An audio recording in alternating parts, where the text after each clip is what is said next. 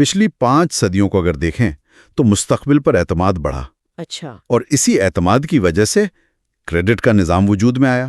یہ صرف پیسوں کا لین دین نہیں تھا، بلکہ ایک سوچ تھی کہ آپ مستقبل کی کمائی آج استعمال کر سکتے ہیں۔ اسی سے وہ حقیقی معاشی ترقی ہوئی جو پہلے نہیں ہو سکتی تھی، اور پھر جیسے جیسے ترقی ہوئی مستقبل پر اعتماد اور بڑھتا گیا۔ یعنی یہ اعتماد ہی اصل بنیاد بنا؟ بالکل، یہی جدید معاشرت کی آپ کہہ لیں بنیاد ہے۔ یہ تو واقعی ایک بہت بڑا ذہنی قدم تھا، اور اگر ہم پیسے کی اپنی تاریخ دیکھیں وہ تو ہزاروں سال پرانی ہے۔ جی، بہت پرانی۔ ذرائع بتاتے ہیں تقریباً 1000 قبل مسیح میں سکے آئے، پہلے شاید مٹی کے، پھر دھات کے۔ ہاں، دھات کے بنے، سونا، چاندی، تانبا۔ اور یہاں بر صغیر میں شیر شاہ سوری کا کام بہت اہم تھا۔ چاندی کا روپیہ، تانبے کا پیسہ، سونے کی اشرفی، ایک معیار قائم کیا۔ جی ہاں، اور جہاں یہ بنتے تھے وہ جگہ ٹکسال کہلاتی تھی۔ صحیح۔ سکوں کے بعد پھر ایک اور بڑی تبدیلی آئی، کاغذی کرنسی کی۔ اچھا، کاغذ کے نوٹ۔ جی، اس کا آغاز جیسا ذرائع بتاتے ہیں وہ ہوا چین میں، کوئی 700 عیسوی کے آس پاس۔ اور دلچسپ بات یہ کہ شروع میں صرف ایک طرف چھپتے تھے۔ بالکل، آج تو یہ عجیب لگتا ہے نا۔ ہاں۔ پھر ٹیکنالوجی آگے بڑھی اور 1988 میں آسٹریلیا نے وہ پلاسٹک کا نوٹ، پولیمر نوٹ متعارف کرایا، زیادہ محفوظ، زیادہ پائیدار۔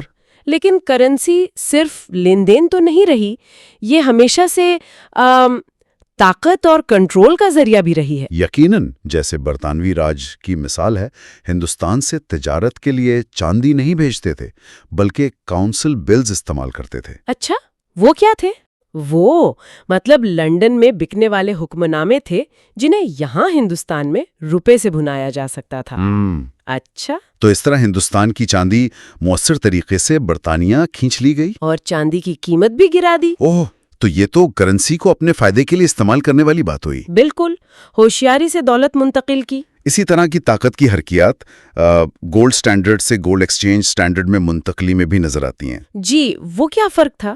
دیکھیں، گولڈ سٹینڈرڈ میں تو ہر کرنسی سیدھی سونے سے جڑی تھی، ٹھیک، لیکن گولڈ ایکسچینج سٹینڈرڈ میں صرف بڑے ملک جیسے امریکہ، برطانیہ وہ سونا رکھتے تھے۔ اچھا، اور باقی دنیا؟ وہ ان کی کرنسیز یعنی ڈالر یا پاؤنڈ رکھتے تھے جن کے بارے میں کہا جاتا تھا کہ یہ سونے میں بدلی جا سکتی ہیں۔ تو طاقت چند ملکوں کے پاس جمع ہو گئی؟ بالکل، اور عام لوگوں یا چھوٹے ملکوں کے لیے سونے تک سیدھی رسائی وہ تقریباً ختم ہو گئی۔ اور پھر آیا 1971 کا وہ مشہور نکسن شاک۔ جی ہاں، جب امریکہ نے کہا کہ اب ڈالر سونے کے بدلے نہیں ملے گا، تعلق ہی ختم کر دیا۔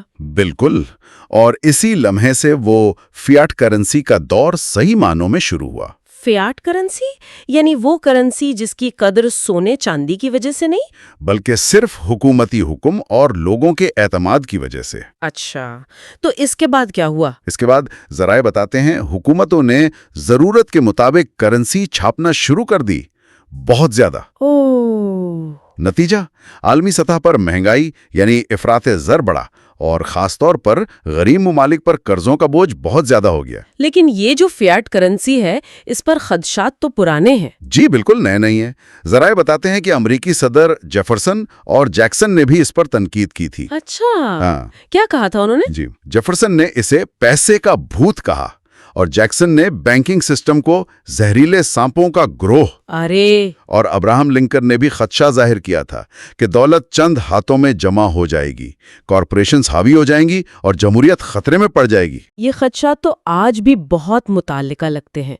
یہ ظاہر کرتے ہیں کہ کرنسی بنانے کی طاقت کتنی نازک چیز ہے۔ بالکل، خاص طور پر جب کرنسی آسانی سے تخلیق کی جا سکے بغیر کسی ٹھوس بنیاد کے۔ اور آج کل تو ڈیجیٹل کرنسی کی باتیں ہو رہی ہیں، سینٹرل بینک ڈیجیٹل کرنسیز یعنی CBDCs۔ جی، یہ نیا محاذ ہے۔ نائجیریا میں اس کا تجربہ ہوا، لیکن سنا ہے کامیاب نہیں رہا، لوگوں کو شک تھا۔ جی، عوامی سطح پر عدم اعتماد اور شکوک و شبہات تھے، تجربہ ناکام رہا۔ اور ساتھ ہی عالمی تجارت میں ڈالر پر انحصار کم کرنے کی کوششیں بھی ہو رہی ہیں۔ ہاں، جیسے کچھ ممالک اب تیل کی تجارت چینی یوان میں کرنے کی بات کر رہے ہیں۔ تو یہ سب دکھاتا ہے کہ کرنسی کا نظام ہمیشہ بدلتا رہتا ہے۔ بالکل۔ تو ان تمام ذرائع کا خلاصہ یہ ہے کہ کرنسی صرف وہ لین دین کا آلہ نہیں بلکہ یہ طاقت، اعتماد، عالمی سیاست، تاریخ سب کچھ ہے۔ صحیح۔ دھاتی سکوں سے کاغذی نوٹ، پھر فیاٹ کرنسی اور اب یہ ڈیجیٹل امکانات، ہر تبدیلی نے گہرے اثرات چھوڑے ہیں۔ اور ایک اہم سبق یہ بھی ہے کہ جو کرنسی آسانی سے بن سکتی ہے جیسے فیاٹ، وہ اکثر امیروں کو فائدہ اور غریبوں کو نقصان پہنچاتی ہے، کیونکہ وہ دولت کی ایک غیر محسوس منتقلی کا ذریعہ بنتی ہے۔ بالکل۔ تو اس گفتگو کے آخر میں ہم سننے والوں کے لیے ایک سوال چھوڑ جاتے ہیں۔ جی، کیا مستقبل میں کرنسی مکمل طور پر ڈیجیٹل ہو جائے گی؟ اور اگر ایسا ہوا تو اس بڑی تبدیلی کے عالمی معیشت پر، ملکوں کے درمیان طاقت کے توازن پر، اور سب سے اہم ہم افراد کی اپنی مالی خود مختاری اور پرائیویسی پر کیا اثرات ہو سکتے ہیں؟ اس پر ضرور سوچیے گا۔